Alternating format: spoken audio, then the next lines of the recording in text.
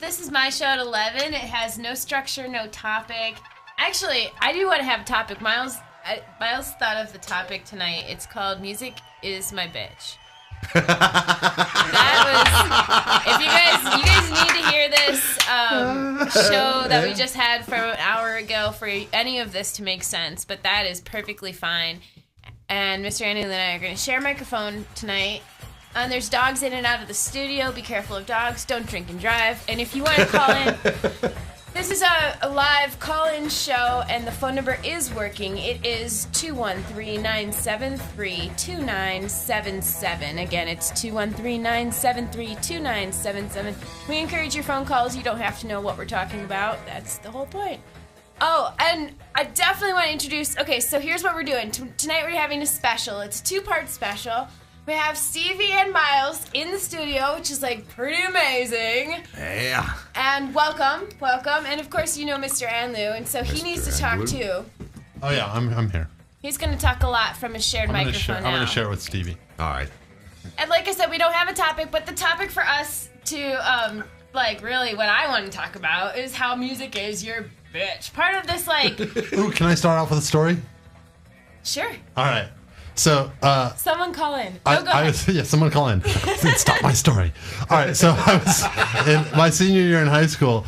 I decided to add playing in the orchestra to my talents, and I picked up the bass the summer before, the stand-up bass, and I played that along with deciding to enroll in the jazz band at the local community college just after school.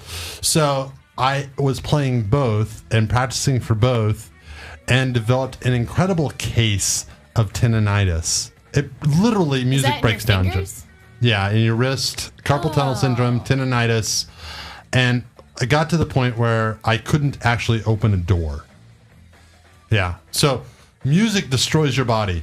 Kids, don't do music because music is like drugs. That's ridiculous. That's like a trumpet gives you a hernia, so don't play the trumpet. Like, wouldn't we be missing out? We'd be missing out on trumpet forever, Mr. Anlu. I don't think that's good advice for kids. The truth is, like anything in moderation, you know, if you want to play... You played bass? Yeah, and guitar. That was my mistake, trying to accomplish both. Did you just have weak hands, or you played a lot? No, I literally was playing like a lot. I would play an hour in the morning, I would play an hour in the afternoon, and then I would practice like 6 hours a day, at least. So I was playing for like 8 hours a day. That's funny. I complained about that at band camp, but I think I made that up. Like, I was all like, I think my hands hurt, but I was kidding. You know, I was just, I didn't mean it. Did you play the flute? I played the clarinet. Oh, the clarinet, okay. Yeah. Oh, and I could probably play a flute, too. That's just blowing air into it. I get it.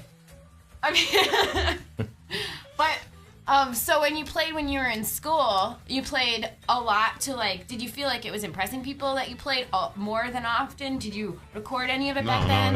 No. It was just, I loved it. The purpose was just to play. I loved it. And did you know also when you were a kid, like we were saying in your show earlier that other people can listen to, that you guys knew?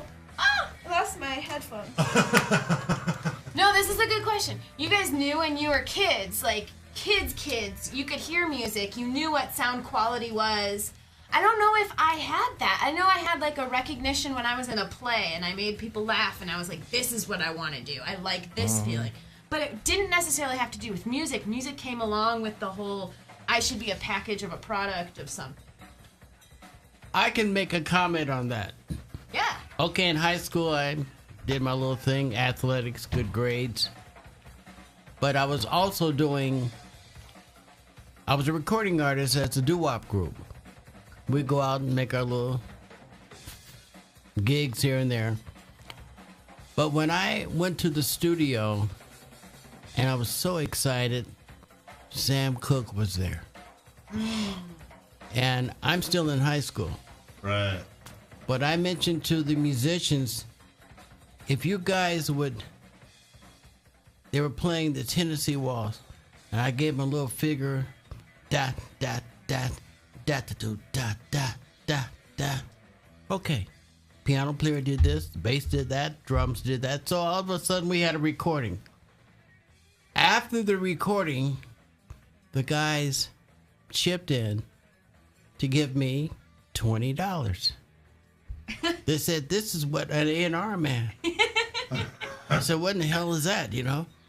But that's what I was hearing. So, in answer to your question, it's always been about economics with me. Let's be real. That builds a skill, though. All right, you can say, man, here's a great idea, a great song. But if it's success, and if you bring success to the table, I respect that. But if you come up with an idea that is just an idea and it bores me, I can get bored real quick. Right. All right? So what you're saying is, and what I'm feeling is like, that's how in the equation, that's how I see a picture, is how I receive my benefit. Yeah. Cash. Yeah. All right? So I had to say that while you were on that subject matter, but that's just the way it is. Right. I'm a businessman. Right. You are indeed, Miles. All right? There's no question about it.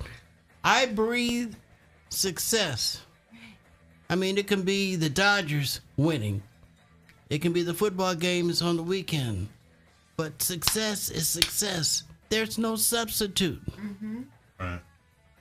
It's not like an artistic kind of fairy whim kind of an ear that you have. It's like it's a real science. Is It what is. You're saying. It's a math. I've had that ear all my life. Uh-huh. And I would say to someone, that's an it. That's going to work. Mm-hmm. I can hear it. I see a picture. You give me an idea, I hear the song. I can have the whole production within seconds of how I feel that I hear and how it should go and where it should go. That's just a gift. Yeah. All right? A lot of my recordings, and, you know, like if you go online, 45s, collectors are buying my old 45. Some of them are selling for $2,500 for collectors. Yeah. All right?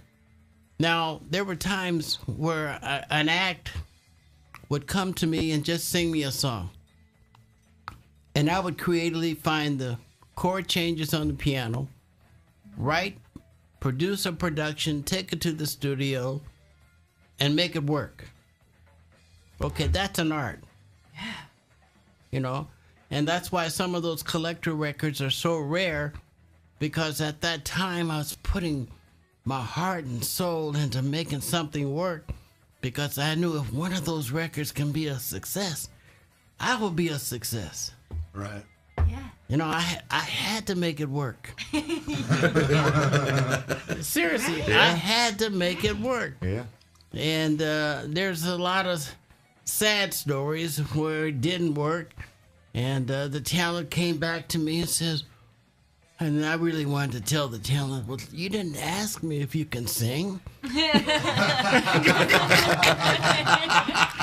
That costs extra. Yeah. Yeah. So- Especially like the difference between having some quality like recording back then versus something that happens now. Like now we have kind of quality, anti-quality all over the place so much. Like we're oversaturated with being able to put out stuff. Right. But back then it was your reputation. Like everything had to be good because it was so limited. That's right? true. Right. And now it's too much. Like it really, I don't know. But now we have so many tricks with Pro Tools, and you can make someone that really sounds bad good. Yeah. And then Yeah. you see them on television, they can't even pantomime the damn Right. record. They can't even move their lips to their own song. Yeah. Yeah. Some of them are really good at that, and they move their hands, you and they're all in Turn it. on the Grammys and is this the best we have to offer? Seriously. Don't get me wrong, there were some good ones in there, but you know, Yeah. the percentage of the good ones were. Sure. in But they have the ultimate focus. They're performers. They have the whole idea. They're wearing the costumes. They're getting the ratings. They're getting the shock value for next time. Well, that's why you need a major label for the promotion. You know, Yeah.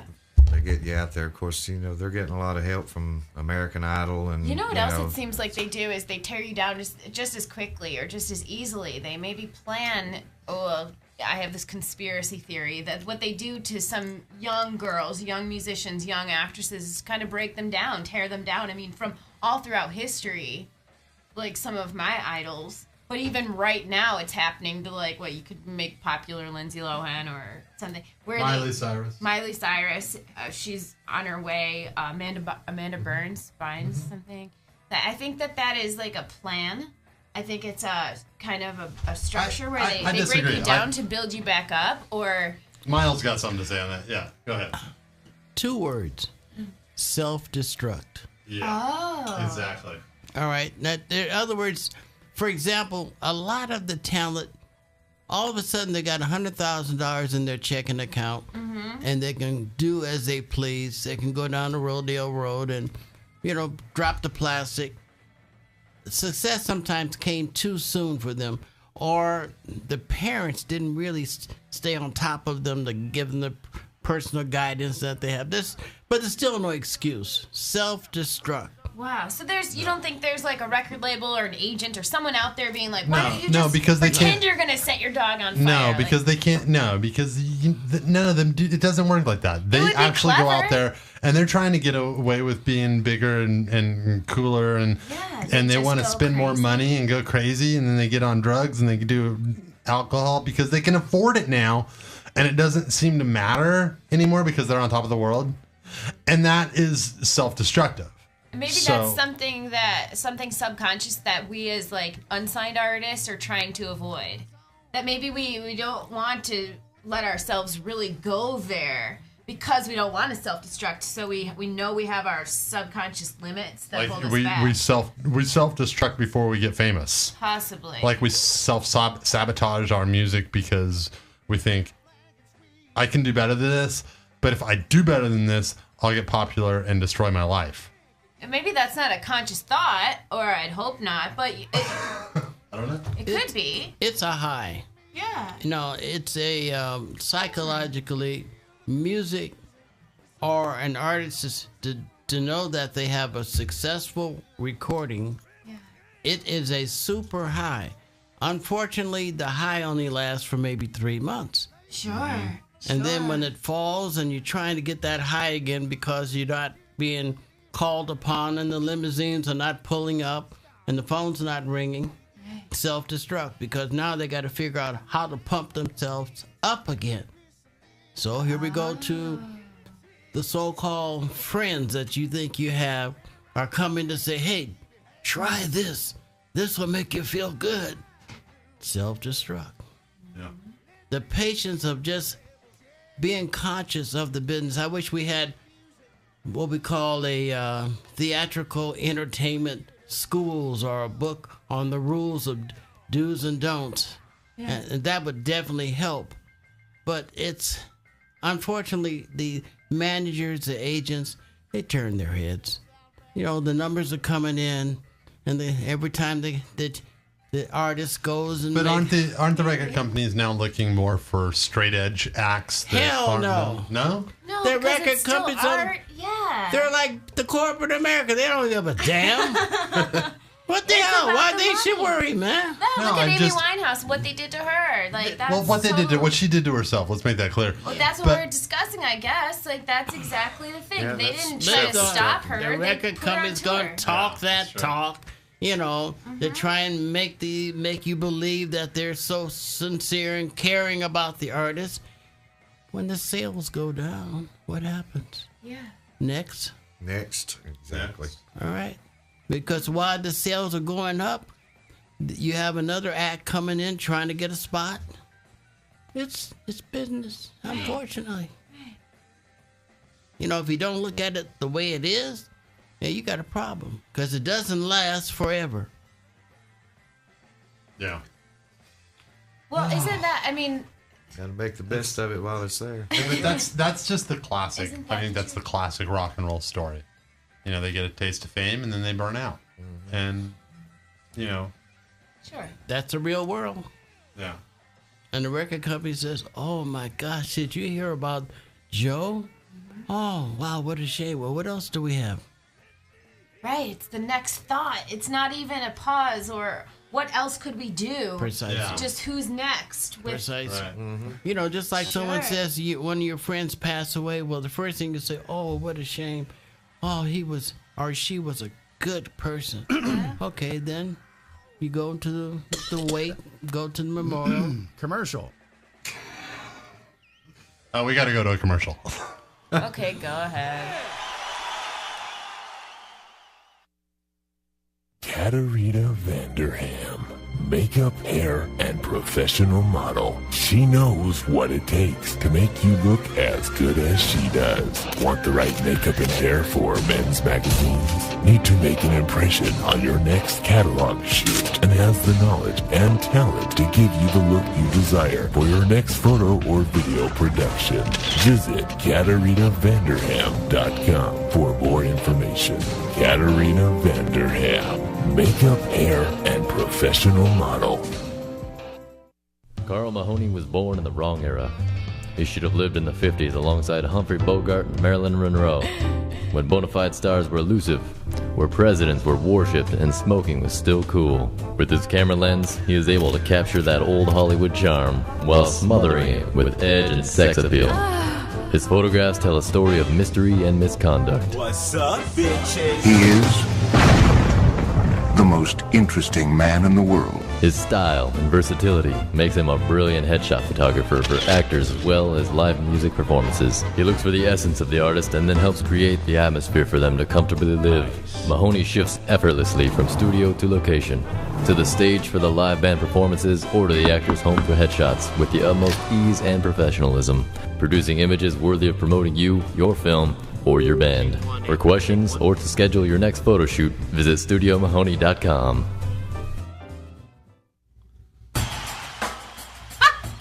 I still didn't do it.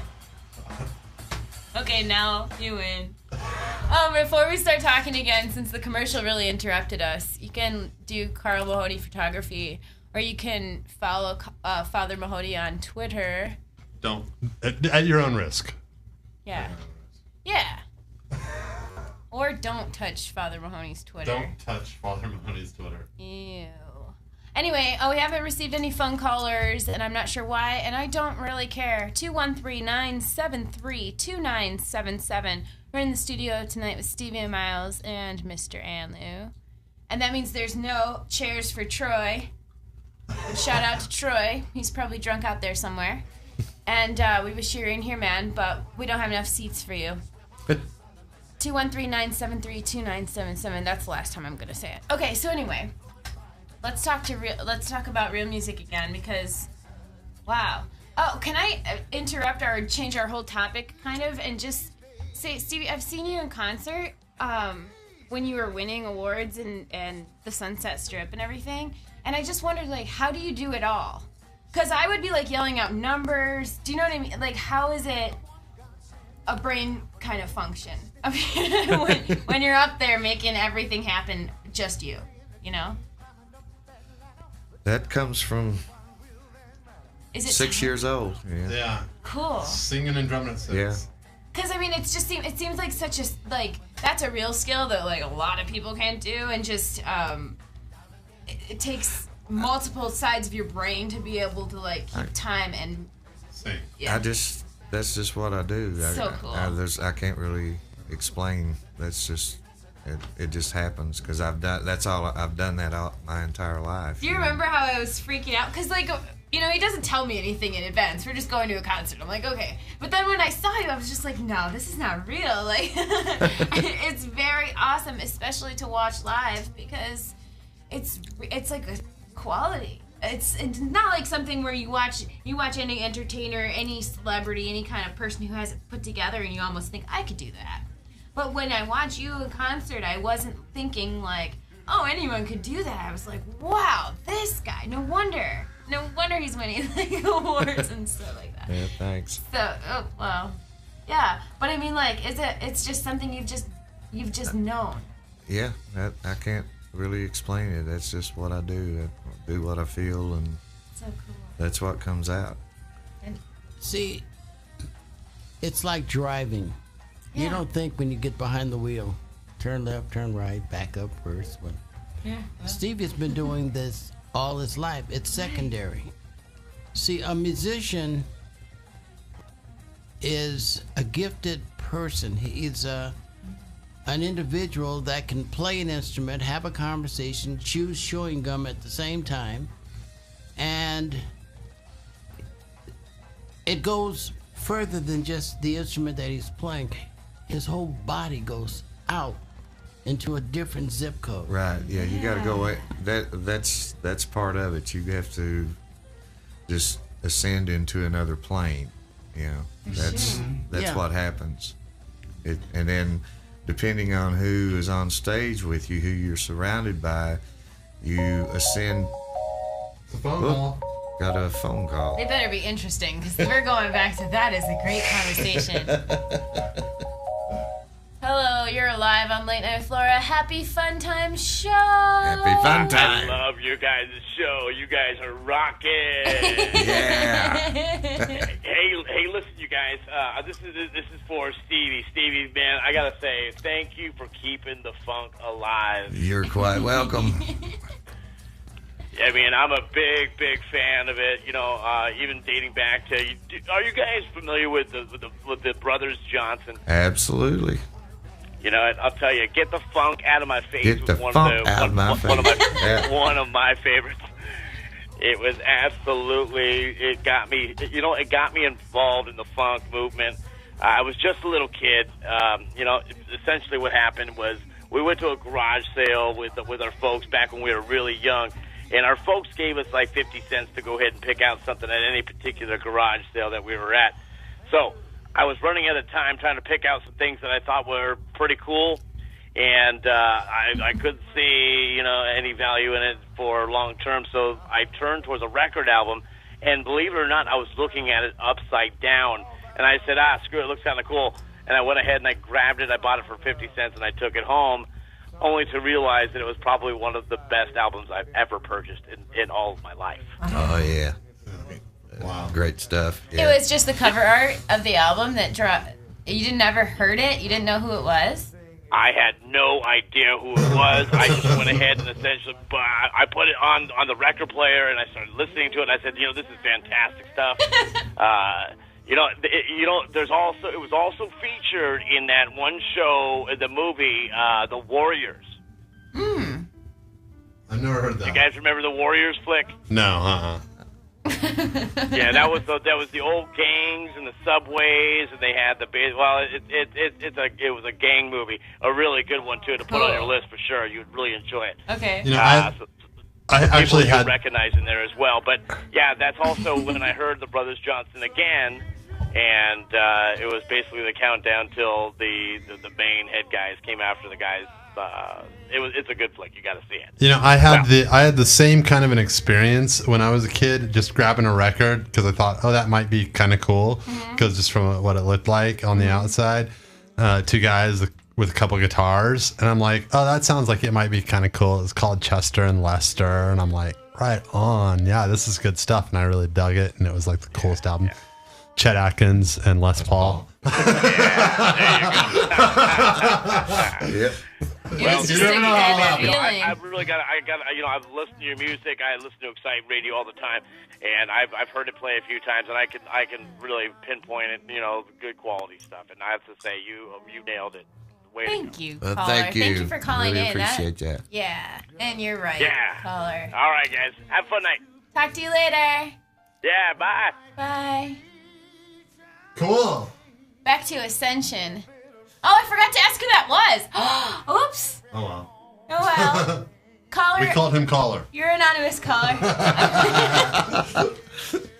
So when you said, and everyone's been sharing cool personal stories tonight, when you said like how you ascend, in improv, in acting, how I can relate to that is how I feel like I go away. I almost feel like a character can take over my body, and then I'll look at myself from across the stage as if I'm an audience member. I'll be able to see the stage picture and try to focus on and what I'm doing from out of my body, it seems like, which is not real. Like, I really know I'm here. If I go back to my consciousness, I'm like, oh yeah, I'm right here. Good.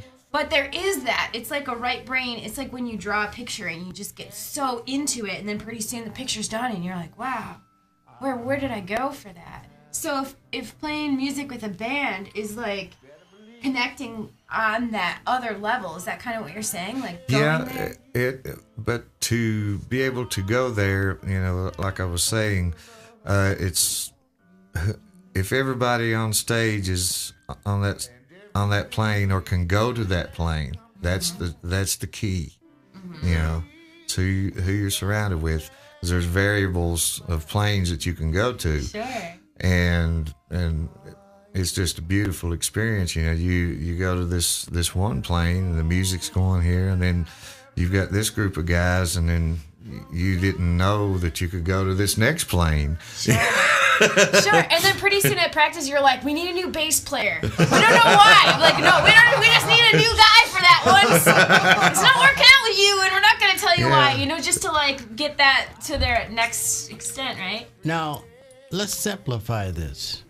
Okay. It's like making love. Yeah. Okay. All right. You start very mellow. Then there's a middle part.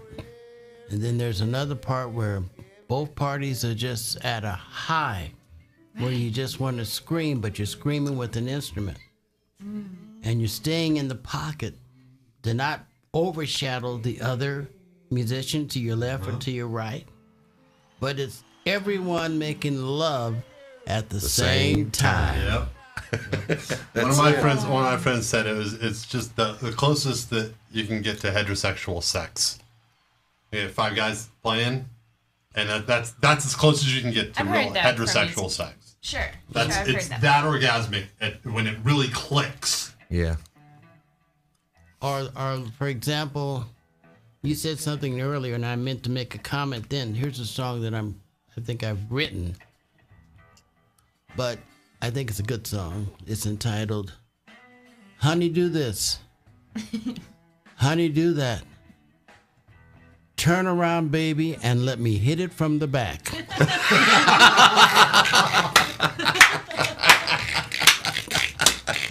Oh gosh. That was a hit. That's a hit song. That's a hit. That's all I got. Right here on Late Night with Laura. That's how it goes. You just repeat that over and over again, right? That's how it goes. Then. That's perfect. That's. Oh gosh. That's all you need. The man, the myth, the legend. I was so happy you guys are in the studio with us tonight. It's not the same over the phone. I mean, it is. It's fun still, but it's really cool for you guys to be right here. Because see, if we were making music and we had 4, each one of us had an instrument, we can make some music. Because there's so much love and energy in this room. And the artist was singing, and you're the drummer, the bass player, guitar, keyboard, whatever. It'd be fun. Yeah. I don't know how fun it would be if I was the keyboardist or her the drummer. Hey, wait a minute. I'll play guitar, you can play drums, you play keyboard. She can sing. I'll just giggle in the background for a She little can bit. giggle. That's it. That's all I got. I got a song for you. I do. Oh, you want to hear it? You've been putting them on the spot this whole night. All right, this one is for you. 911 is not going to help your ass this time.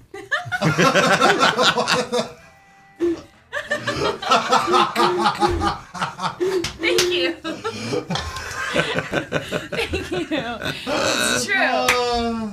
It's true. Oh gosh. Oh, that's a whole show. Oh, yeah. Song. That's a whole song. That's a bad lady. That's a real bitch. She is not taking no shi capital T. You can swear on the internet. You know that? Isn't that something awesome? Like internet radio, you can say anything you want. There's no FCC. Well, I swear. I mean, I just think it's amazing how we don't have to be regulated in it's I can't do too much cursing Tourette's. now. What a bitch. Clown noses. Hee-ya-woo! Hit it with That the fucking fucker's fucked. Ho, ho, ho. It's all legal here. It's it's like, even if you don't have the purpose or the intention to swear, because that's not where you want to go, or just, I think not having the regulation on that, not having the censorship for that is really something cool, powerful, because we could just say, oh, hello, you're live with Late Night Happy Fun Time Show. Hello, everybody. Hello. What are you doing? Is your name Pierre? Who are you? Pedro. My name is Jonathan. Jonathan! Thanks Are for you guys calling. taking the song request right now? We're playing Stevie Hawkins. Do you have any Stevie Hawkins songs you want us to play? I was actually looking forward to hearing a little bit of the Kit Kat Joe from the Stevie Hawkins. Oh, well then let's do it. Do you have that on your computer system here, Mr. Hanlon? I do. We're going to search that up and play it for you, Jonathan. Thanks for calling in and requesting that song. Do you have any specific questions you want to ask? I love the Stevie Hawkins. I love the funk. I love what you are doing on the show tonight. It's a great. You keep it up, you guys. You do a great job. Thank you. Thank you. Can't stop. All right, let's play for him. All right, let's play it. With all Bring the funkiness. funk. I want to get funk. Yes.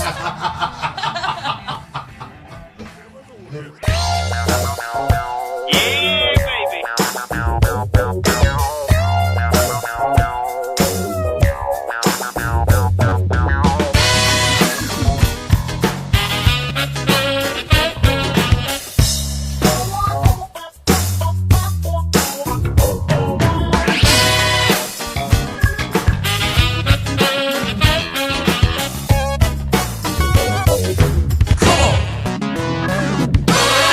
He wears an orange silk suit, ice and gold tattoos. Keep nothing but tabby on the brain. Licking his lips and checking out the hips. Now this is where my home skillet's troubles begin. Yeah. We stop for a rack of ribs, and while putting on our bibs, walks by a lady fine and sultry, slow.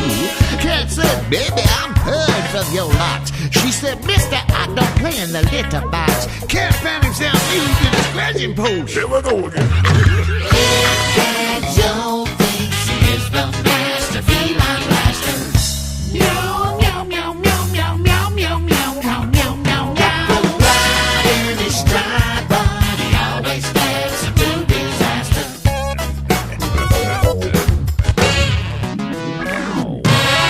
What's up, girl? Let me tell you something. What's that? I'm a woman, honey. Well, I've got the power. No, I got the power. No, I got the power. I got the power. Well, we hopped in his purple caddy. Cat all bowled up like a Mac Daddy. Still bitching about the Rib Shack incident. He said, let's go down to the kitten club and hook up with a rub I can hold my irresistible self against. No. The joint was jumping, it was hot and packed. Then to a lady stacked in the back, Cat say, fine feline, your fur I'd love to pet. Well, Joe strokes her with his paws, then out came the claws. She said, now Tomcat fool, carry your ass on to the fence. Cat Joe thinks he is the master feline blaster. Meow, meow, meow, meow, meow, meow, meow, meow, meow, meow, meow. Ride in his stride, but he always steps into disaster.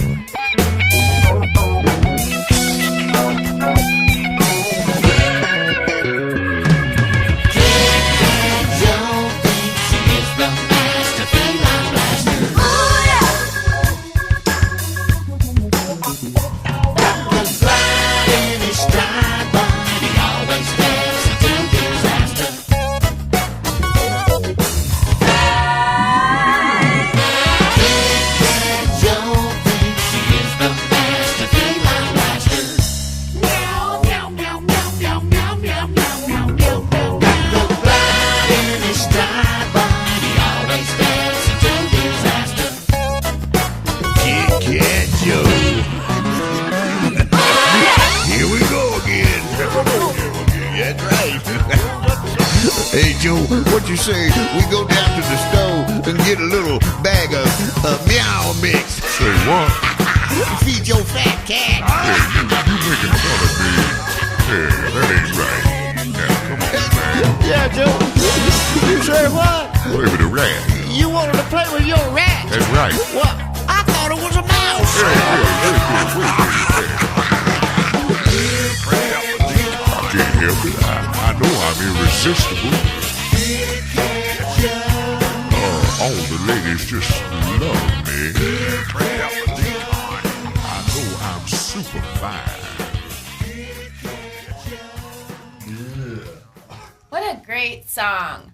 Love it. Love it. Oh, am I supposed to say something? I forgot that this is my show. Okay, so I guess I wrote this for a movie It's a gag soundtrack she back does in now. 1996. Did you really? What movie? It was actually it was a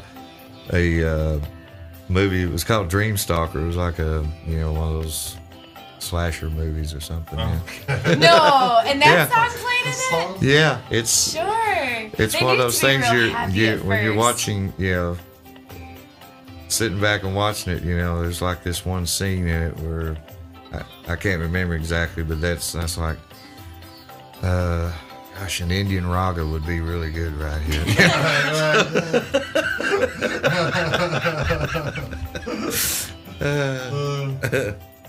That would be a great theme song for a movie, though. Like if it was people playing this. You know how just they put music into movies and into TV that you don't even recognize, and without it, it's no good at all. Like if you're driving down the street in a car, which is so common on television or in a movie, you have to have music in there. If there was no music in a movie or television or whatever, then there would be no movie. Wouldn't that be a cool song? Like I picture a convertible, like I mean, that someone just- motivates everything, Yeah. It sets the emotion. Yeah, exactly. It's so subconscious too. Like you don't even realize that it's doing that. And even in the music in the grocery store is set to be more depressing, so that people buy it more food. Well, what's interesting there is the tempo of the music that's playing. Some stores play like all laid back because they want you to psychologically stroll through the store real nice and slow. Others are medium tempo because they want you to kind of get around a little quicker. And then others, it's all upbeat stuff. Get in, get out, Yeah, and it just. But it's psychological. Exactly. One of my going back to the movie scores, music in movies. One of my friends is a really great composer, Dean Grinsfelder. He's written for Discovery and History Channel and Disney Channel and all that stuff. So he's got stuff all over. And he says the best composers, you never hear their music in the film. Exactly. You don't recognize that that's what You it don't is. hear it. It's Right. almost just part of the sound effect. But without it, it's awful. Like without, I don't. If my speakers are off and I'm still watching something in the background, I almost can't understand like what's happening. You know, I can't get into it without the whole theme music. I almost don't want to talk over it. Let's play. What are we listening to right now? Big Boss Man. Jimmy Reed. I did.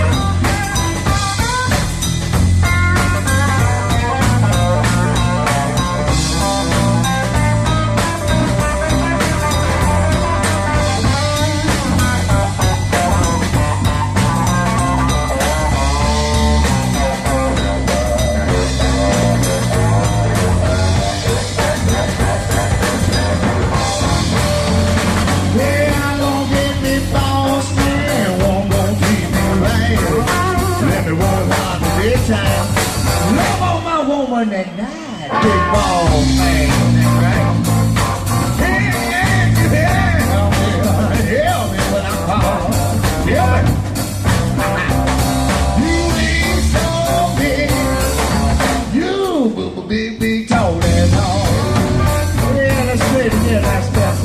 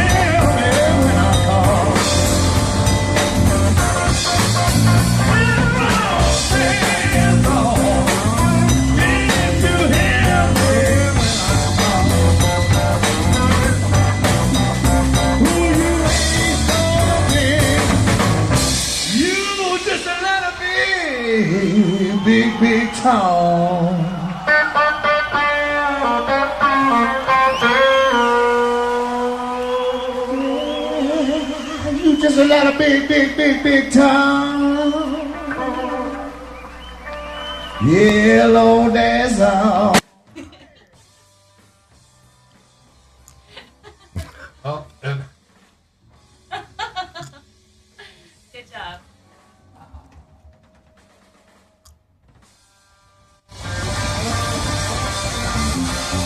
Awesome. some technical difficulties at the end there, but we're okay now. No one even noticed it except for you said something. You still have 15 minutes to call in if you want to, 139-732-977, but I might not be able to answer it because we're going to make sure that you guys can get a hold of these guys, that you can stay friends and get mentored. He's saying right now he'll be right back. You hear that? He said, I'll be right back. Take you right back down to the Delta. What's the best? Tell us where we can get you. Hey, wait. I have one more important question. Okay. What is it? You were talking about the Ascension part, but like, what's the best part about playing live without necessarily that? Like, what's your favorite part about doing a live concert or scheduling a live show or connecting like that with the people, the crowd? Uh-oh. Don't answer it. No, we gotta answer it. I kind of threw you with that question, but I mean... Now you have time to think about it. Oh, yeah. Hey, you're live with the late night Happy Fun Time Pen Hour live show. Hello. Hello. Hello. What's happening? This is Zoe. Hi, Zoe. Hey, Zoe. What? Zoe's Hey, one of our what's regular happening? Hey, Zoe, in the studio tonight on our video live show, we have actual guests in the studio. They didn't just call in. These guys are celebrities, like big time. I'm telling you. It's major. Oh, my God. Here I was, sucked into a movie with Russell Crowe. I don't even know what's going on or what time it is. I'm on the late train. I'm so sorry. Who are we with? Hey, Who's there, tell us everybody? about the theme music in the Russell Crowe movie. Do you feel like the music makes a difference? You know what? I commented on that during the movie because there was a grandiose music, you know, right at the peak where shit's hitting the fan. Yeah. And I was like, I think I heard this in 300. Oh, like the same sound effect? You know, that music where it's like, oh my God, the intensity, you know, and it's like... What would it be without that? Then it would just be running in slow motion. Right? You know, those themes, the montage, the, you know, everything's happening now montage where it's like, this is crucial. Don't look away from the screen. Come back from the bathroom right now. It's like warning music. You're missing a good part. You're missing a good part. Right? But all that shit's changed now that Trent Reznor and his team won an Oscar. He did. He won an Oscar for the Social Network. It's crazy. And it wasn't even that great of a movie, but the theme part and the theme music of it made it interesting. Right. And in fact, what was remarkable about that was that he did the soundtrack not in the classic way with the big orchestra, but, you know, with his electric kind of way that Trent Reznor likes to do things. Like computer looping and stuff like that? Mm-hmm. It's not a big orchestra, you know. So it kind of really pioneered that whole change in the industry. Instead of playing like real music, do you guys think that that's like a newer thing? They play less real instruments now?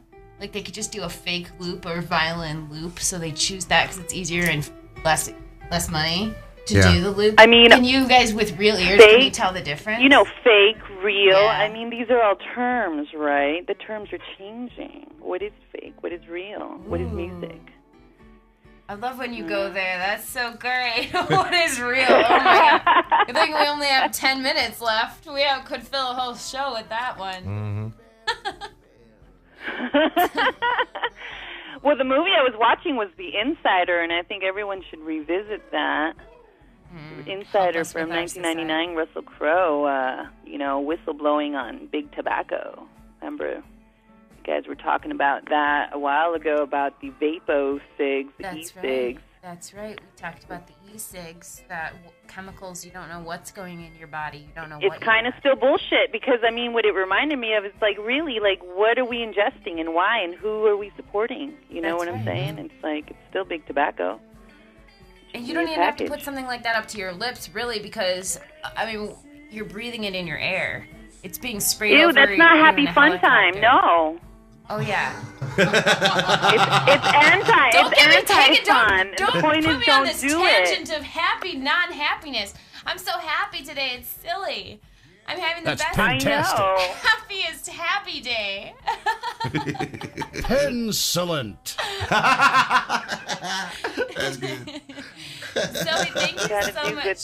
for calling. Can you call in next week? Because I want to make sure we get all the contact information for Stevie Hawkins. Are you watching the video right now, by the way? I am trying. I mean, I've got Russell Crowe brain, so I'm getting on it. And I love you, and you bring me so much joy. Thank you, and happy goodness times. Okay. I think you're going to like this show. That's You it. put a cow. It's so weird with your buttons. Zoe, talk to you next week. You're the best. Zoe's my best friend. She lives up in Portland, and I think music is influenced differently in Portland because it's like she's from here, so she knows venues and concerts and music that we've seen here together. But Portland is kind of a slower atmosphere and a smaller circle, a smaller group of musicians. It seems like. But I haven't been there yet. I really want to go and explore different things. Oh, so I love it because it's trash. Hey, Button, are you trying to tell me to shut up or what? No. What trash?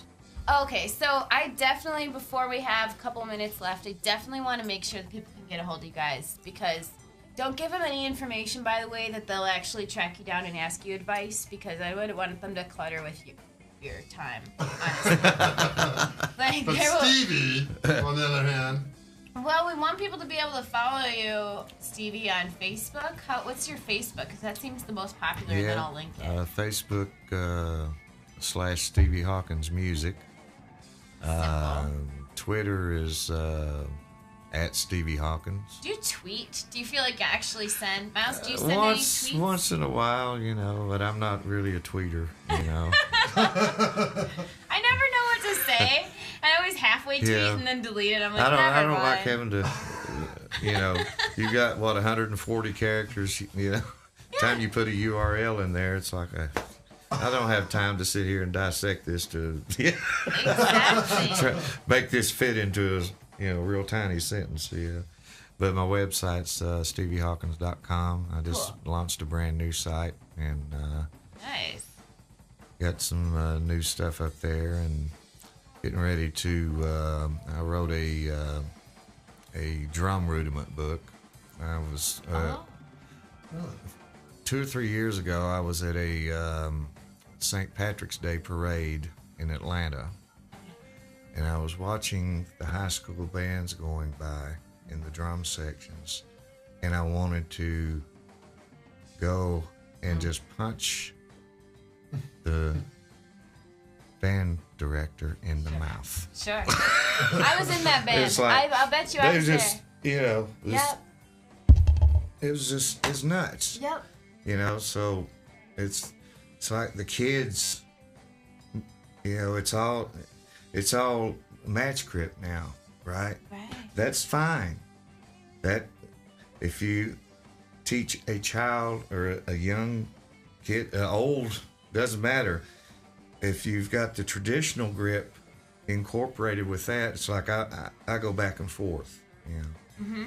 But there are nuances, dynamics that you can't get with the matchstick grip that you can get with the traditional grip. Like there's certain rolls, there's tonalities on the from the snare, the toms, the cymbals. There's variable tonalities you can get with traditional grip that you can't get with the matchstick grip, and vice versa. Cool. So, but you in your learn book, with does that it say all the traditional different grip. Ways?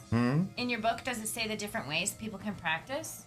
Yeah, well, it covers the rudiments and various techniques. I give a history of the rudiments, Yeah. You know, where they came from, how they evolved. You know, the Swiss, basically, that's where it came from. Really? Yeah, Swiss Army. Oh, yeah. cool. Really? Their drum corps, yeah. They go Tell out. us a little history on that. Go ahead. No, you have to read the book. Come on now. No, yeah, exactly. Wait a minute. You gotta read the book.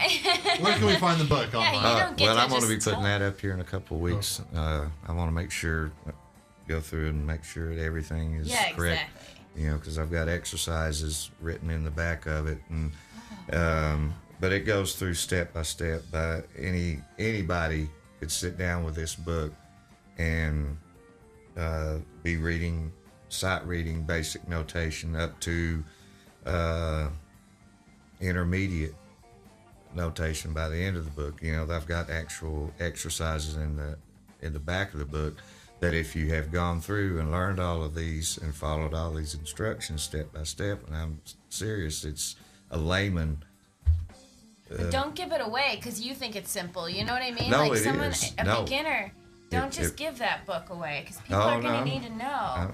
You're going to want that information, you know? Yeah. That's But another thing. Like we don't value ourselves. Like that's going to be a lot of information in that book for Yeah, people. a lot of information, and I'm also going to start putting up some video drum lessons. Oh, fun.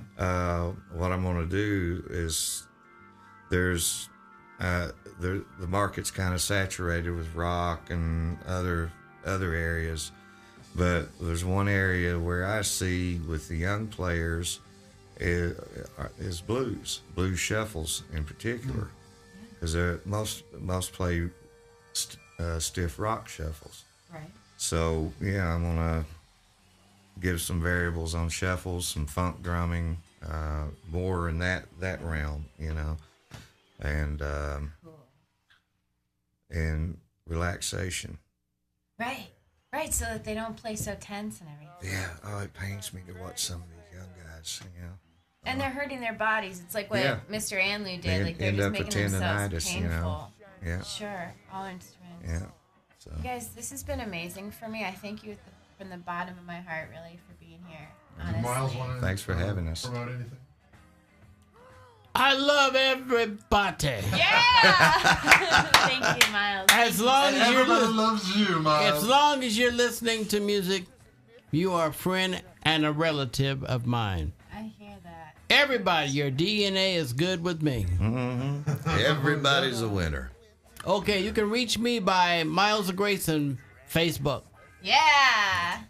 We're going to link you on Facebook, too. Is it a like one or an add friend one? Everything, baby. Just go in. Okay, cool.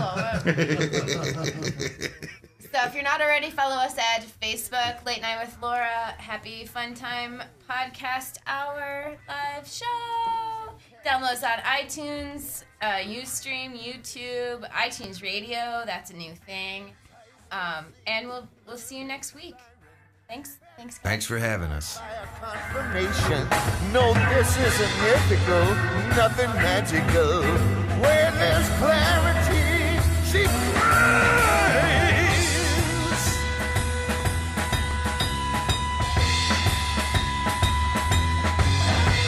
It's so sad to see you go, but wait, there's one more show.